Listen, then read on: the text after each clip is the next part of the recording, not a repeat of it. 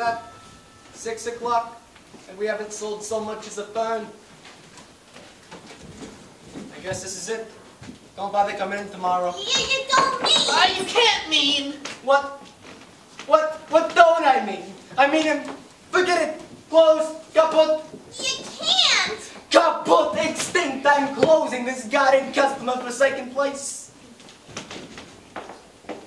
Mr. Mushnik, sir, forgive me for saying so, but have you ever thought of maybe moving in another direction? Oh, what Seymour's trying to say, Mr. Mushnik, is, well, we talked about it, and we both agreed. Seymour, why don't you run in the back and get some of those strange and interesting plants you've been working on?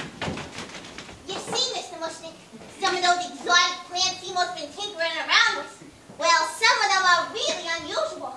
And we were thinking maybe some of those strange and interesting plants, prominently displayed and advertised, might attract business. I'm afraid she isn't feeling very well today. Yeah, now isn't that bizarre? At least, what kind of weirdo plant is that, Seymour? I'm not sure. It looks like a fly trap of some sort, but I haven't been able to find it in any of my books. So I gave it my own name. I call it an Audrey, too. After me? I hope you don't mind. Anyway, sir, I was thinking that maybe if you put a strange and unusual plant like this, well, here in the window, then maybe... Maybe what? Do you have any idea how ridiculous you sound? Just because you put a strange and interesting plant in the window, people don't suddenly... Excuse me! I couldn't help but notice that strange and interesting plant in the window. Where'd you get it? Well, it's an Audrey, too. Well, I've never seen anything like it before. No one has. Well, where'd you get it? Well, you remember that total eclipse of the sun a couple of weeks ago? Well, I was walking through the wholesale flower district that day. And I passed this young Chinese girl. Sometimes sells me weird exotic cuttings. Because she knows, you see, the weird plants are my hobby. She didn't have anything unusual there that day. And I was about to, you know, walk on by.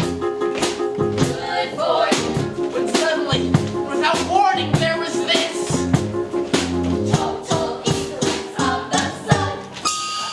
It got very dark. There was this weird humming noise like something from another world. When the light came back, there was this weird plant just sitting there. You know, stuck in between the zinnias. I could have sworn it hadn't been there before, but the young Chinese girl sold it to me anyway. For $1.95.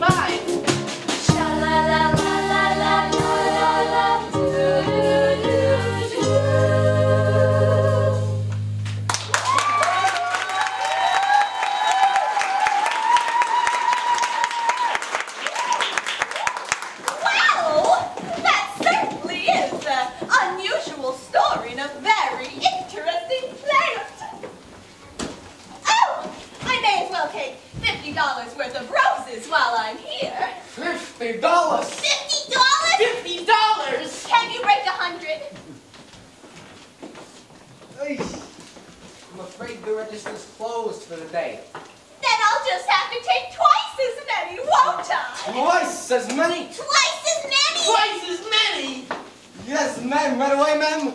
Padre, my darling, kindly fetch this woman $100 worth of our finest red American beauty roses.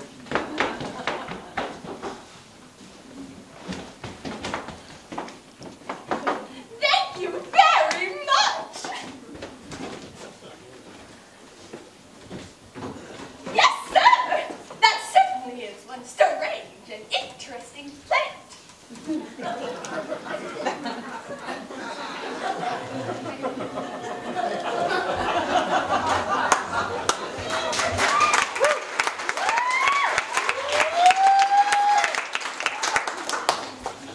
Don't just stand there. Quick, put that, what do you call it? Hey, not you too! Put that on in the window so passers-by can see. Cheese and crackers. I never believed it. My children, I'm taking us all to dinner.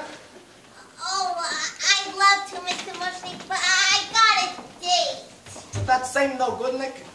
You don't need a date with him. You need major medical. Besides, he ain't right in the head. He's a professional. What kind of a professional rides a motorcycle and wears a black leather jacket? He's a rebel, Mr. Mushnick. But he makes good money. Besides, he's the only fella I got. Enjoy dinner, Mr. Mushnick. Good night, Seymour.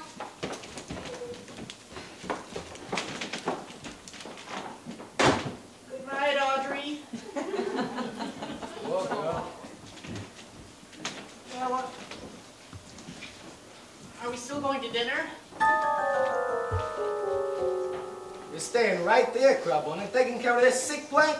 How come it keeps fainting all the time? I told you, it's been giving me trouble. Oh, yeah, Audrey too isn't a healthy girl.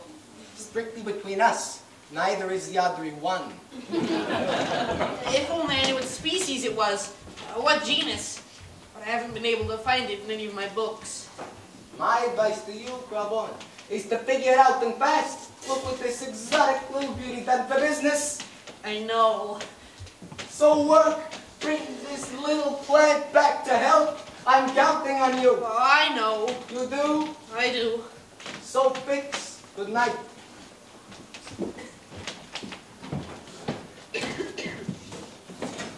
Oh, Tui, I don't know what else I can do for you. Mr. Mushnick and Audrey, well, they just met you, but I've been going through this with you for weeks. You grow and wilt, you spurt and flop, or you sickly little plant, or just plain stubborn. What is it that you want? What is it that you need? I've given you sunlight. I've given you dirt. You've given me nothing but heartache and hurt. I'm begging you sweetly. I'm down on my knees. So please grow for me. I've given you plant food to sip. I've given you potash. Given me zip. Oh God, how I miss you. And God, how you tease. So please grow for me. I've given you southern exposure to get you to thrive. I've pushed you back hard like I'm supposed to. You're barely alive. I've given you levels of moisture from desert to mud. I've given you sunlight, mineral supplements. What do you want? What? Ow! Oh, Tui, look what I did. Hey, you perked up. I would have made you do that.